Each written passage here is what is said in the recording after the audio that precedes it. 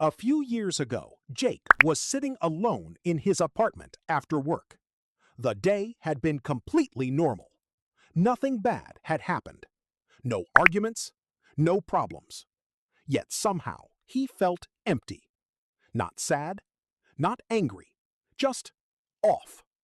So he did what most people do. He grabbed his phone, scrolled through social media, watched a few videos, listened to music. But nothing helped. The feeling stayed. An hour later, Jake was still sitting there, staring at the screen. And he kept asking himself the same question. Why can't I just feel happy? For months, he believed happiness depended on what happened around him. A better day, better news, more success, less stress. But eventually, he discovered something surprising. The problem wasn't his life.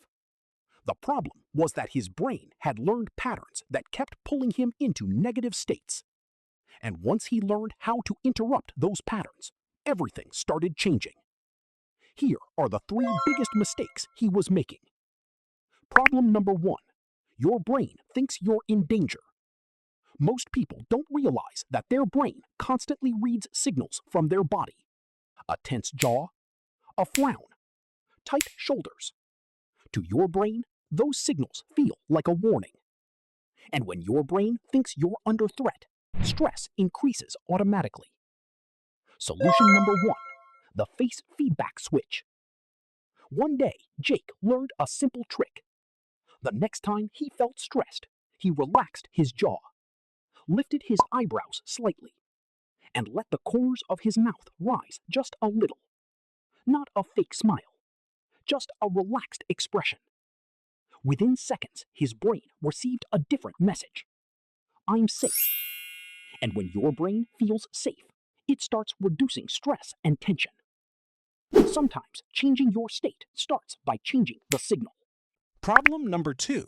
You're getting trapped inside your emotions.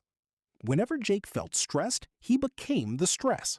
Whenever he felt anxious, he became the anxiety. The emotion completely took over.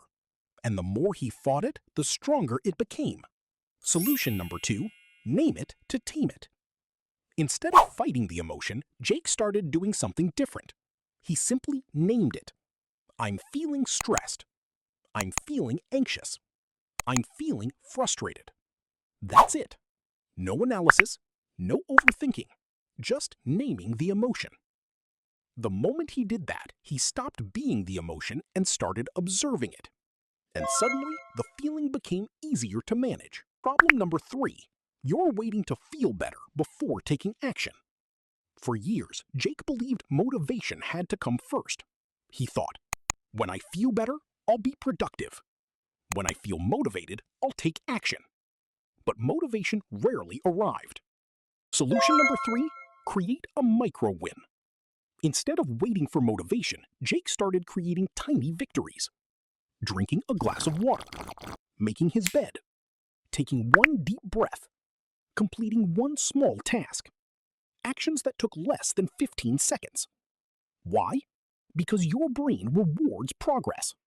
The moment you complete a small action, your brain releases dopamine.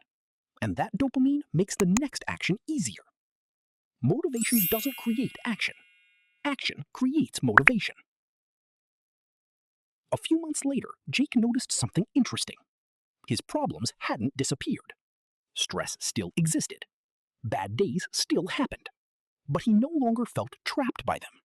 Because he finally understood something most people never learn. Happiness isn't something you find. It's something you activate.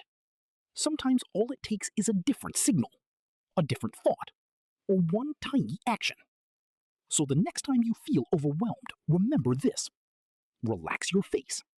Name the emotion. Create a micro-win. Because the smallest changes in your brain can create the biggest changes in your life.